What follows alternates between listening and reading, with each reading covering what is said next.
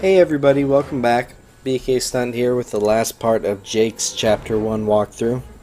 We've just finished the story intersection with Chris and Pierre's blowing up the anti-aircraft guns.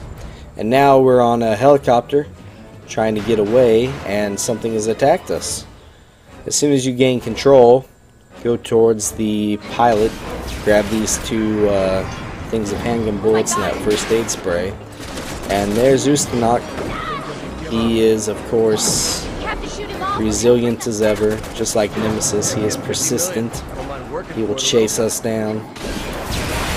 It's going to be all campaign long, guys. You may as well get used to it. His strategy basically consists of going to either side of the helicopter, ripping off panels, and trying to smash and or grab you.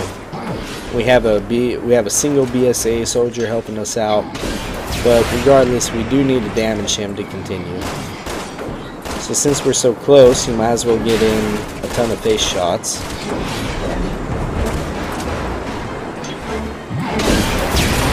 And the ability to switch your aiming from one shoulder to another like that is incredibly useful in this part. If he does grab you, you're going to have to end up shaking the left analog stick to escape. This is post-commentary, so I know, for example, that he grabbed me once at least in this part. Speak of the devil, there it is. And if he grabs your partner, you can actually save them by running up to him and hitting the circle button.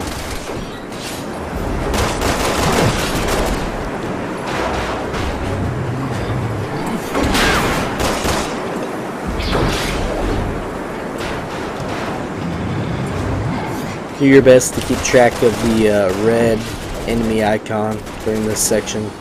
It'll help you out a ton in not getting grabbed. He's not afraid to go to the same hole twice in a row, by the way.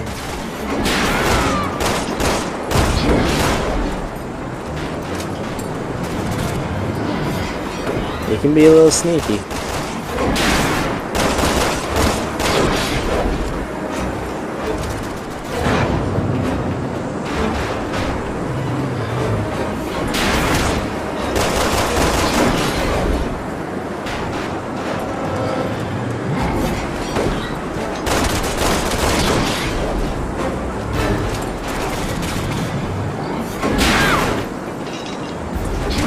I decided to pull out the Magnum to give him a lick or two. Once you damage him enough, though, as I show right there, he will start throwing grenades. He always throws one into the pilot's cockpit, and it starts a big fire, lots of smoke. Nothing you can do about that. That will happen every time. And the smoke is actually, like Jake just demonstrated there by coughing, it's actually going to interrupt you from time to time. It forces you to cough every now and again. It will stop you from shooting him. It will stop you from aiming. It's a real nuisance. Here you can save your partner. Yeah, there you go. He is pretty close to being done with you at this point, though. Just keep on shooting him in the head, and soon you'll get this cutscene. Once you get that, head to the front of the helicopter, use the partner action button, and you'll get a short cutscene. Sherry will go first. She'll make it every time. Next will be your turn. You're not so lucky. But there's a little cutscene here showing him following you with a giant Gatling gun. But as soon as you can, start, making circles with the left analog stick. Your partner can also come over to you and help you up. Either way, you'll get inside this next helicopter. Nothing here, but there is two mounted machine guns at the end, one for each of you. Here I ducked behind the machine gun because I took my time getting over there, and he's going to unleash on you. It's pretty much the only way you can stay safe when he's shooting at you with his Gatling gun. But the idea here is to blow up the helicopters he's using to follow you, to get him to stop following you. And of course to blow up the missiles that he starts shooting at you. You don't want those to hit you. But there's a trick to this, guys. You can't just blow up the helicopter he's on.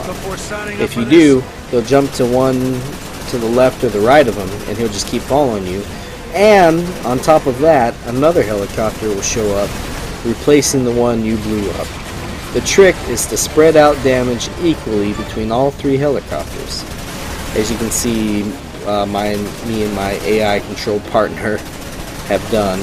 And then once they've all caught on fire and are still flying towards you, start blowing them up. Blow one up, then blow another one up, then blow a third one up. And that will trigger the next cutscene.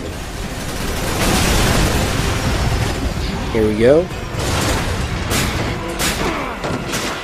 Here you need to shoot the explosive tank right near Ustanok.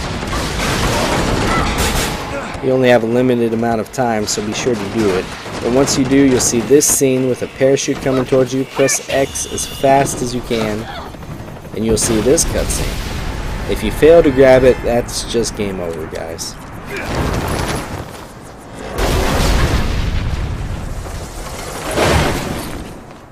But as it is, we are safe. We are heading to Chapter 2.